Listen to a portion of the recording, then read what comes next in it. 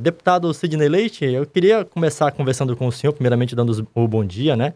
Cumprimentando e falando sobre política, né? A gente tem um ano eleitoral, algumas mudanças até no seu partido mesmo, né? Como, por exemplo, a chegada do Marcelo Ramos, temos já o senador Omar Aziz aqui, também um dos líderes do seu partido, o senhor também que representa lá no Congresso. E eu queria que o senhor começasse comentando sobre essa chegada do Marcelo Ramos, né, ao seu partido, se o senhor considera ele como, por exemplo, um concorrente, um adversário, ou se pode ser um aliado na eleição, já que são dois candidatos aí propensos ao cargo de deputado federal para as eleições desse ano. Bom dia, Bruno. Bom dia a todos que nos ouvem aqui através do jornal Primeira Hora. Dizer que é uma alegria estar aqui na Rádio Rio Mar, né, que tem história na cidade de Manaus e no estado do Amazonas. Eu e o deputado Marcelo temos uma relação muito boa, inclusive de amizade, né? Convivemos um bom tempo no Parlamento Estadual e hoje no Congresso Nacional. O apoiei quando candidato a prefeito de Manaus. E essa vinda do Marcelo foi algo consensual, certo? Os líderes do partido me ouviram, né? E ele fez questão de destacar que só viria para o partido se não tivesse problema para comigo. E eu disse muito pelo contrário. Eu entendo que quanto mais forte o partido, melhor. Não vejo o Marcelo como adversário, muito pelo contrário. Eu acho que a gente une esforços, não só nas fileiras do PSD, que defende a social-democracia, mas no fortalecimento de políticas públicas a nível nacional e principalmente aquilo que diz interesse ao Estado do Amazonas.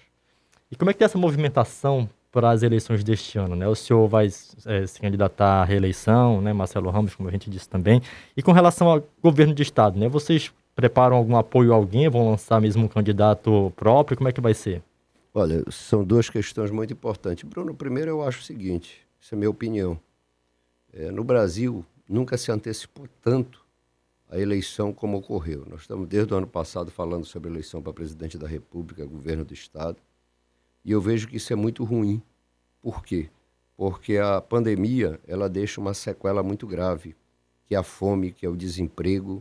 O estado do Amazonas, 44,5% da população, está abaixo da linha da pobreza, mesmo com o faturamento recorde e o aquecimento do distrito industrial, certo? Mas nós precisamos enfrentar essa chaga, que não é um problema isolado do Amazonas. Nós tínhamos só em Manaus 190 mil famílias à espera no Cade Único para ser incluso no Bolsa Família. Com o novo auxílio, né, que mudou de nome, e o reajuste, a gente entende que ameniza, mas não resolve. Então, eu entendo que a gente terá sim eleição, mas eu entendo que a prioridade do debate eleitoral ocorrerá no momento certo. O PSD, eu entendo, aqui no Amazonas, deverá liberar seus quadros, certo? Nós temos um candidato majoritário ao Senado, que é o senador Omar Aziz, e a tendência é essa, até porque não há ainda, né, no diálogo que nós estamos tendo com os candidatos a governo, nada ainda definido, né?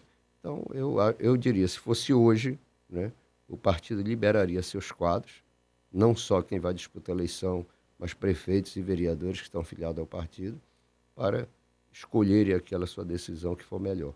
A nível de presidente da República, nós temos aí um pré-candidato, que é o presidente do Senado, Rodrigo Pacheco, mas o presidente nacional do partido, Gilberto Kassab, ex-prefeito de São Paulo e ex-ministro, tem dialogado e estreitado a relação com o governador do estado do Rio Grande do Sul, Eduardo Leite, que poderá vir, né, compor o partido, como tantas outras lideranças regionais que já vieram, como Eduardo Paes, prefeito do Rio de Janeiro, o prefeito também de Belo Horizonte, Alexandre Calil, e tantas outras lideranças que vieram para o partido, certo?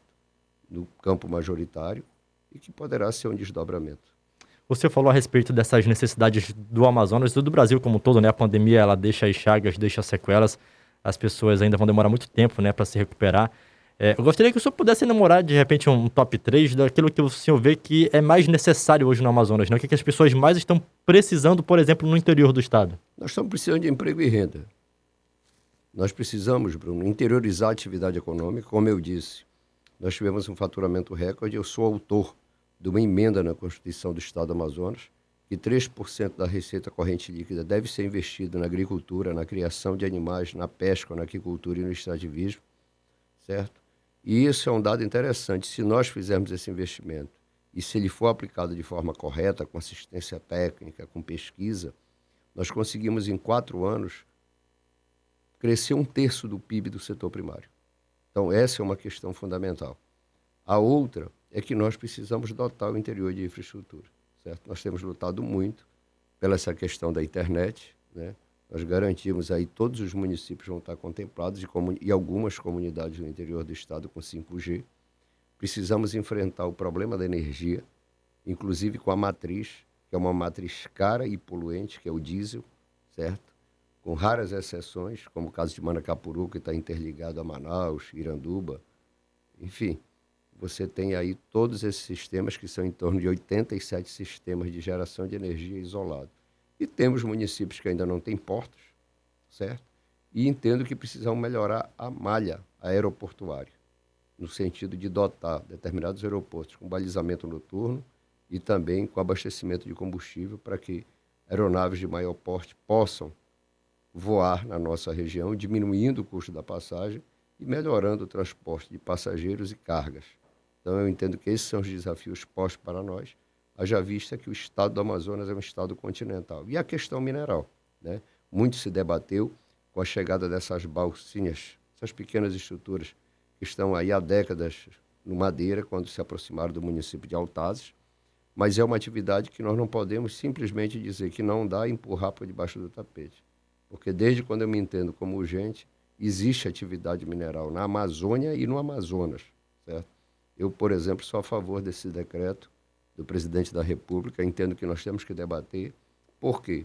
Porque aí se trabalha de forma correta, se tem origem dos produtos utilizados, que chama a atenção principalmente a questão do mercúrio, certo? Que utilizado de forma correta, ele causa grandes danos, inclusive para a saúde humana, como também a questão ambiental, certo? Mas nós não podemos simplesmente fazer de conta que não existe. Agora, a questão mineral, de forma mais, vamos dizer assim, mais industrial, com outro upgrade, inclusive, seja ela fluvial ou seja ela em terra, nós precisamos fazer o dever de casa no Congresso Nacional, avançar na legislação para que tenha garantia dessa exploração, mas de forma correta, né, com baixo dano ambiental, mas também garantir retorno para aquelas populações daquela região, garantindo impostos para os municípios e também divisas para o Estado e para a União.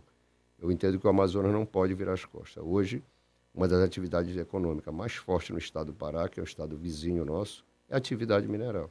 E nós ficamos a desejar. Nós fizemos um trabalho de muita articulação, capitaneado pelo líder da bancada, que é o senador Omar, e foi disponibilizado 16 blocos para exploração de gás natural, certo? Mas só isso não é suficiente. Nós precisamos destravar a questão do potássio aqui no município de Altazes. O presidente esteve na Rússia e isso foi colocado em pauta. E nós temos o potássio em Altazes, que vai até o São Sebastião da Tumã, e temos o fósforo lá no município do Apuí, certo? Ou seja, eu estou falando aqui de alguns itens, mas nós temos um potencial gigantesco. Eu estou falando do gás, estou falando do ouro, estou falando do potássio, estou falando do fósforo, mas temos outros minerais. E uma coisa que eu entendo que não é uma obra de um dia para a noite, certo? Você vê que o Ceará muda com o governo do Tasso Gereissati, tanto na questão do turismo quanto na questão da educação. Nós precisamos dar um upgrade nessa questão do turismo e precisa ser feita a infraestrutura, porque isso não vai ser feito no estalo de dedo, certo? Porque se fosse fácil, alguém já teria o feito. Mas eu entendo que nós não podemos abrir mão disso. Tanto o turismo na cidade de Manaus, hoje nós temos uma gama de turistas que vem todos os anos para o estado do Amazonas para o turismo de pesca, e isso passa a revelia dos poderes públicos. E isso é lamentável. E nós precisamos fomentar. E tem países que vivem só do turismo, né? Então, o Brasil não tem essa cultura e nós não temos essa cultura. Só para se ter uma ideia, a cidade de Paris recebe mais turistas do que o Brasil todo. Então, eu entendo que são desafios, Bruno, que estão postos para nós, mas nós precisamos também enfrentar um outro desafio. Eu entendo que a Zona Franca de Manaus não pode ser aquele pai rico de filho único.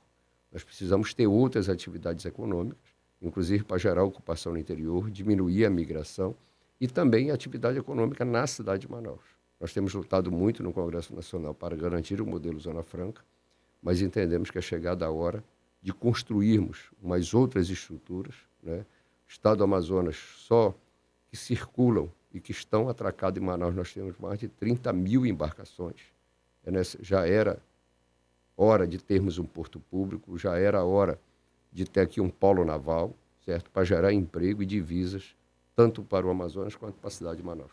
O senhor é integrante, é vice-presidente da comissão que trata de tributação, né, que está diretamente ligado com a Zona Franca de Manaus. Ao mesmo tempo que o senhor defende uma interiorização desses recursos, dessas atividades, o senhor precisa trabalhar ali como um escudo da Zona Franca, né? O senhor já vai passando de 3 anos aí de mandato. Quais foram as posições mais difíceis que o senhor enfrentou nessa comissão e assim na Câmara de maneira geral? Bruno, eu costumo dizer que lá no Congresso Nacional, toda semana a gente mata um leão para defender a Zona Franca. Vou lhe dar 2 exemplos. Nós temos vários projetos tramitando na Câmara, criando outras zonas francas e áreas de livre comércio que eu entendo que comprometem o modelo. E o outro são projetos tipo Pegadinha, né? Nós temos um projeto de um colega deputado do Amapá, em que ele flexibiliza aquilo que é comprado com incentivo fiscal para todo o Estado.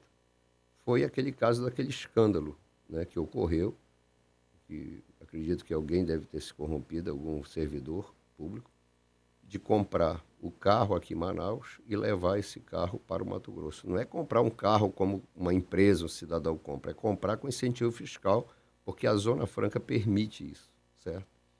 E o outro exemplo que eu vou lhe dar, final do ano nós discutimos um projeto de autoria da senadora, que é tetraplégica pelo Estado de São Paulo, pelo PSD, e ela ampliava, né, que os carros vendidos para taxista e portador de deficiência física, eles têm isenção de tributos.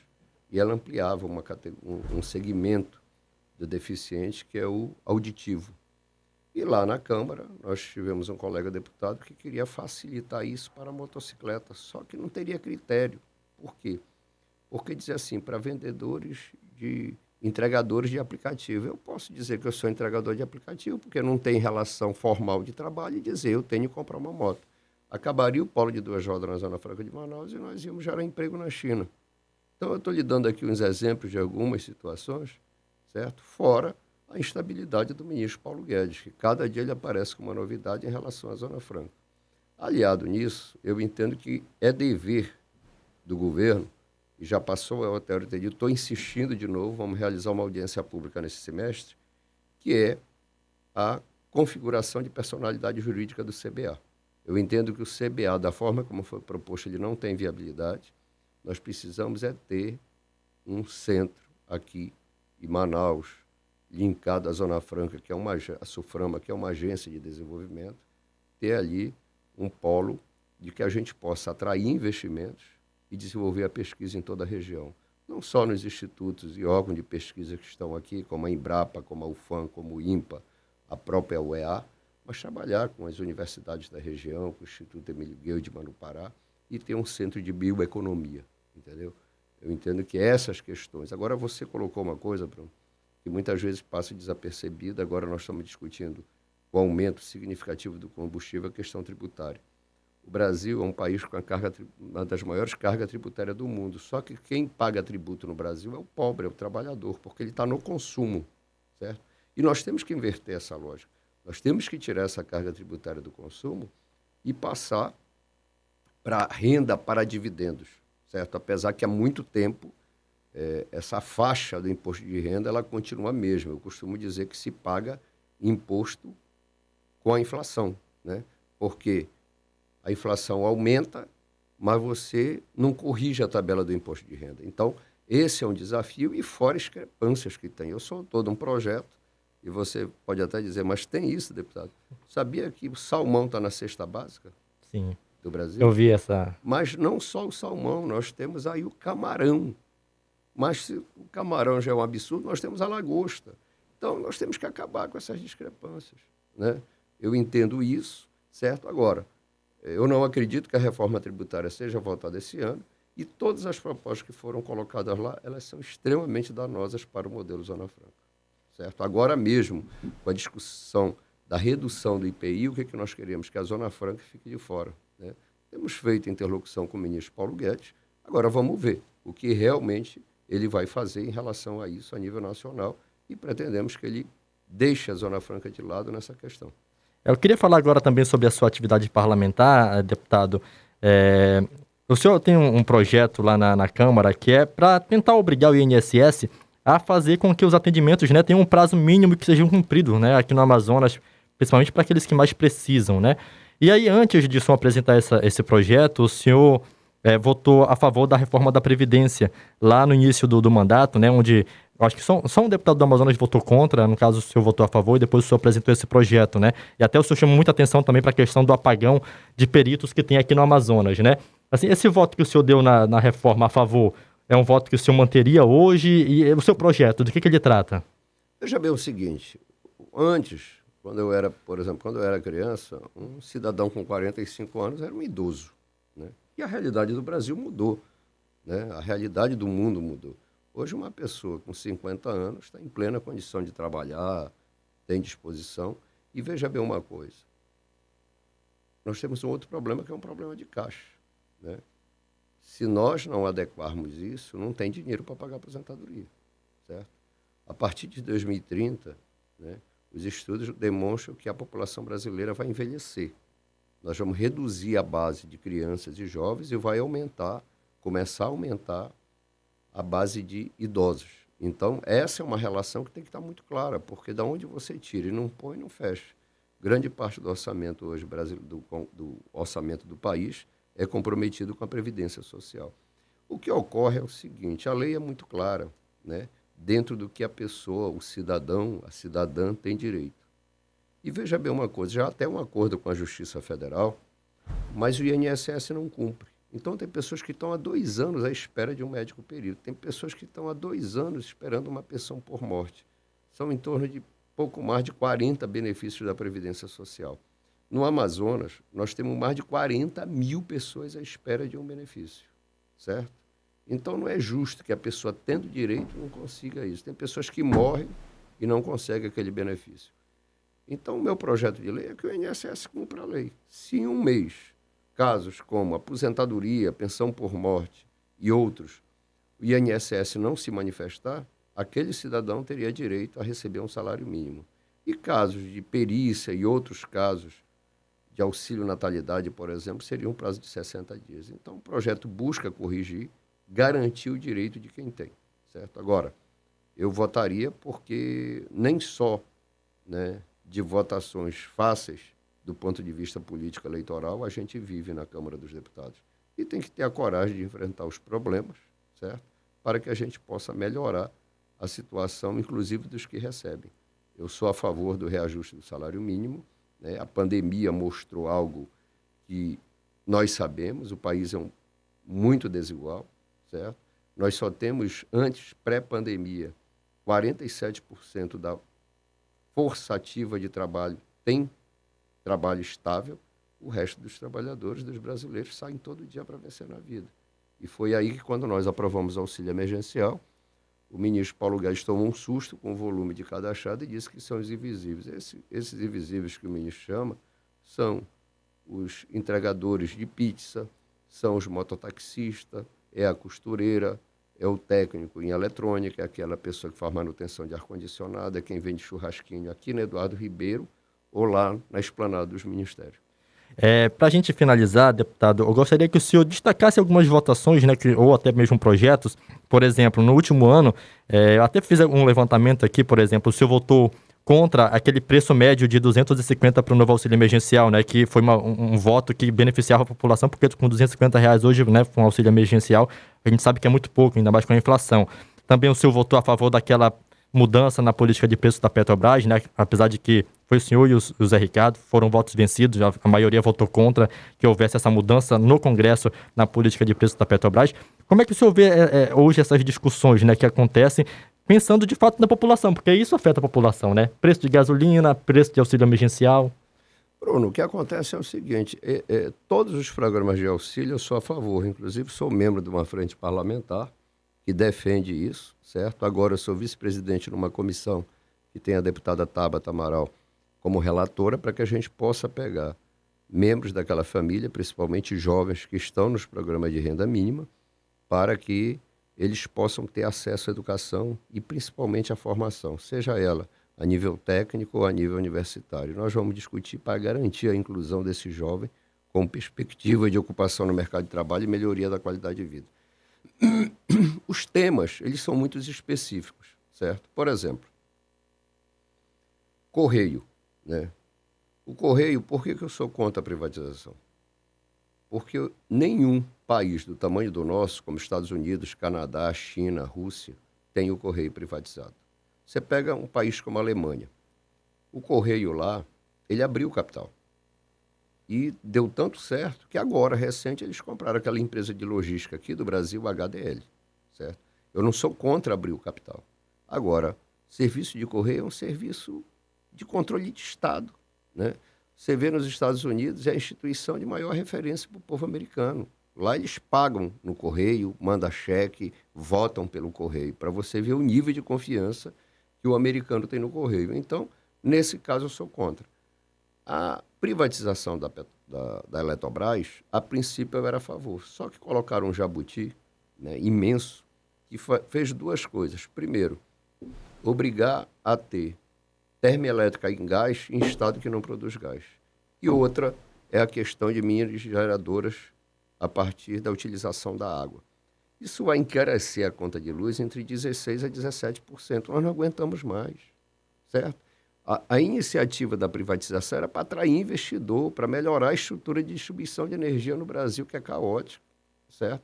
Então não dá. Hoje mesmo, eu já fui à Câmara dos Deputados recente cobrar uma posição. Nós estamos pagando uma tarifa hídrica, né? E não falo só no caso do Amazonas, quando os reservatórios já atingiram a sua estabilidade. Aqui no Norte nós temos mais de 83% da capacidade dos reservatórios. E o que acontece? Como essas usinas têm contrato, elas estão jogando água fora, certo? Porque não conseguem distribuir, porque as termoelétricas estão ligadas. E se isso não bastasse, o governo, através dos Ministérios da Minas e Energia, como também o Operador Nacional do Sistema, tem que fiscalizar as hidrelétricas, porque uma hidrelétrica que disse que gerava X mega há 10 anos, ela não gera hoje. Então, ou seja, ela diz que está entregando algo que não entrega e que interfere no preço da energia, que eu acredito que isso é um mal, inclusive, para o governo, por causa da questão da inflação. Então, eu entendo que cada tema é um tema específico, né? Eu busco me inteirar, não sou um deputado que voto por não saber o que votei, porque o partido mandou, não, muito pelo contrário. Eu fico muito feliz de ter podido ser, né, fui escolhido o único parlamentar do Amazonas a participar da comissão do novo Fundeb. Nós reajustamos a complementação, que era de 10% no nosso caso, e só 9 estados recebiam. No Norte, só o Amazonas e Pará, e 7 do Nordeste. E mantivemos os 10%, mas ampliamos para mais de 16%, que resultou em muitos municípios que pagaram abono. Agora, o que eu sou contra? Contra esse processo de contratação de professor. Eu entendo que professor tem que ser concursado. Você chega no mês de setembro, anda escolas em Manaus, seja do município do estado, que falta professor. Então, eu sou a favor que 90% do quadro dos professores sejam concursados, sejam efetivados. E fui voto vencido, né? Algumas vezes a gente é. Eu queria que especificasse na nova lei do Fundeb a obrigatoriedade da formação continuada do professor, como também a transparência do recurso. Que toda escola tivesse lá quanto está sendo gasto em pessoal e investimento e tivesse lá o INDEB, para que o pai do aluno, para que a comunidade possa contribuir com a fiscalização da aplicação do recurso público. Deputado, quero agradecer a sua atenção, né, as suas respostas aqui. Deixar aí um minuto final para o senhor fazer as suas considerações. Bruno, eu quero agradecer. Toda vez que eu venho aqui à Fundação Rádio Rio Mar, eu me lembro de uma pessoa que eu tinha muito carinho, que foi meu professor na Universidade Federal. Eu comentava com você que naquela época não era o fã, era o A. Eu sou jornalista por formação, que é o professor Erasmo Linhares, né?